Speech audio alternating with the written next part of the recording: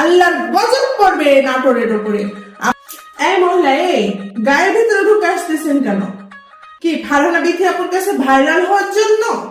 হ্যাঁ, বাসা কোথায়? বাসা কোথায়? নাটোর আর থাকবে না, আল্লাহর গজব পড়বে নাটোরের উপরে। আপনারা যা শুরু করেছেন আজকাল, আপনারা এই যে একটা নিয়ে এসছেন না আয়ারল্যান্ড থেকে পালের গোদা, এই পালের গোদা আর আপনারা যে রং তামাশা শুরু করছেন, আপনাদেরকে সংসদে আর বেশি দিন রাখা যাবে না, বুঝছেন আমি কি বলছি? আপনাদেরকে সংসদে আর বেশি দিন রাখা যাবে না।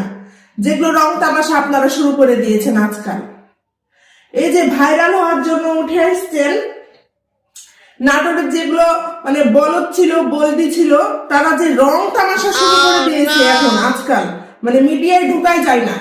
কেউ কেউ মুখোশ করে থাকে, কেউ কেউ মুখোশের ভিতরে থাকে, কেউ কেউ মুখোশের বাইরে থাকে, থেকে ফারহানা আপুকে নিয়ে টানা হেঁচড়া শুরু করে দিয়েছে। ওই যে প্রথমেই বলে দিয়েছি যে আল্লাহর গজব করবে আপনাদের উপরে। বেশি দিন টিকে থাকতে পারবেন না এই ফেসবুকে, আপনারা বেশি দিন কাজ করে খেতে পারবেন না।